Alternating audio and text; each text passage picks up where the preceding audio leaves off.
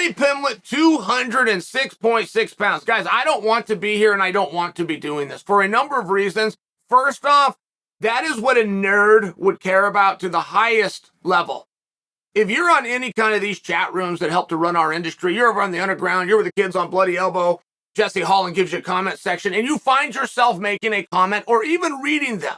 You're a nerd. You're not a cool guy. That's okay. Most people aren't. Most people are not cool guys. But they also don't know. They wonder. They wonder where they fit in. They wonder if societally they have the norms. They wonder if they have the mental and or physical constitution. It's one of these, you don't have to wonder anymore. If you're interested in what Paddy weighs, if that's interesting to you, if that's fun, if you ever find yourself giving him advice to lose some weight or you find yourself poking fun at him, oh, hey, go have another Twinkie. And what is it about when you're making a fat guy joke that you got to say Twinkie? Because that's never changed from the day I was born. You saw a fat guy, you made a Twinkie joke. If you are now one of those guys, okay, you're not a cool guy. You've got your answer. Junior high and high school tried to let you know this, but somewhere you miss it. You're not a cool guy. That's a weird thing to do. It's a very weird thing to care what somebody else weighs. Not to mention somebody who's the epitome of a health, known as a professional athlete. They're actually paid based on their level of physical health. Now, I diatribe because there's a lot more to Paddy. And we have to start making this turn. Myself included, but I looked in the mirror 8 weeks ago, okay? Here's the way the Paddy story is going to go. We got a nerdy guy with a following and an obnoxious haircut from a demographic within the world where we have 4 venues booked. Give me someone from that area that you believe the local radio stations will let come on for free so I can sell some tickets. Okay, that's how a promoter's looking at Paddy. He's young. He's a dorky guy. He's probably not very good. Let's bring him in there with other guys that we deem not to be very good. You know, if we get him to 4-0, this is going to be a home run, but we could live with 3-1.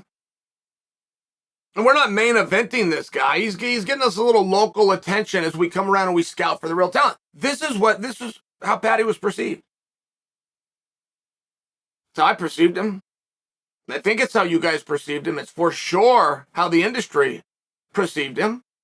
And he'll be in and out, but we'll bring the next one. We'll get another guy with a Beatles hairdo. I mean, this whole thing's going to work. We can rinse and repeat, right? That's the good thing. If you're ever doing something in business, you want to find something that you can reproduce often.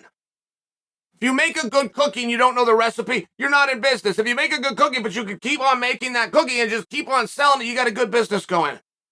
You can rinse and repeat Paddy the Baddy all day long. Run him out there. Okay, bring in another guy. Get that guy to 2-1, 3-2. Just an okay undercard guy. But this is how this was perceived. This isn't who this young man is. Not only is he not just the silly guy with a silly commitment and a silly level of skills that's going to say something silly at the presser, not only is he not that guy physically, and he proved that against Jordan Levitt. There was nothing within Paddy's fight that took place against Jordan Levitt, including the positions that he lost. There was nothing there that would disqualify him from having the potential to be a world champion. He looked awesome. He looked awesome. Not to mention we find out the mental anguish and emotional anguish that he took into the ring with him and still put on that performance. Not to mention we're confronted with, he's not over the world's best weight cuts. He's probably a little bit ran down. Probably not really feeling all that great. And still looked as a guy who has the potential to become the champion of the world. That is how good he looked. But then you have to take the post-fight interview. You've got a very real young man there that has an interesting haircut. And he can make things sound funny. The Rock had this ability. Chris Jericho will say about The Rock that The Rock could have walked into an arena with a Chinese, with a menu from a Chinese restaurant and read the menu to you and made it entertaining. And I'm with Jericho. I've never seen The Rock do that. I'm with Jericho. The Rock would have made that work.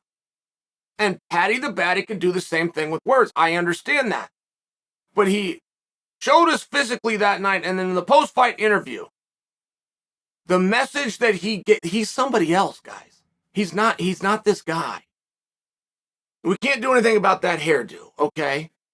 But we can with the rest of him. This is a committed guy. This is a dedicated guy.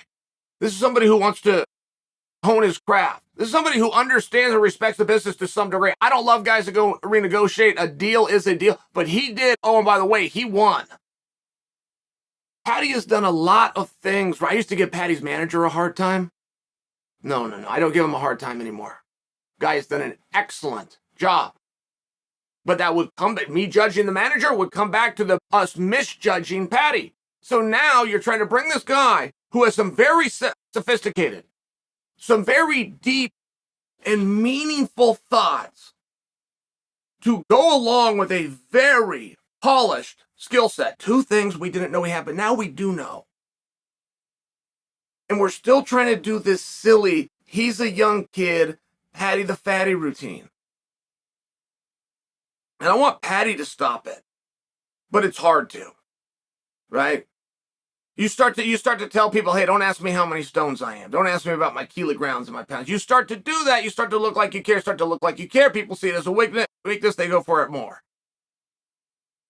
So I would like Paddy ahead of time to tell them, don't ask me about that. And don't film me eating any more cupcakes. It's weird and it's none of your business. Not to mention, they taste great. What difference does it make? But the weight, it really is very relevant how we're tying this into Paddy, how we're getting guys to talk about it, how this is what he's being known for. It's relevant because that ties in to the bucket that we used to think Paddy was going to live his life in, which was the silly bucket. This is silly. This is entertainment. That's turned out to be inaccurate. And a great sign with Paddy, and it's a great sign of showing respect, because you guys saw what I saw. You know how good he looked against Levitt, and you agree with me about the emotional anguish, and you agree with me about the trials and tribulations to a weight cut. That wasn't even the best Paddy, and he still looked like a guy who could become the world champion. And his interviews aren't quite as silly as people make them out. He just says them funny. He's got a little bit of Rock-esque to it. Yeah, I'm comparing Paddy the Baddy to The Rock. To some degree, he has a little bit of Rock-esque to him, where he can talk about something and make it sound fun, but he's not always kidding. This isn't a big joke. And what he weighs on any day aside from weigh-in day is an extremely nerdy topic.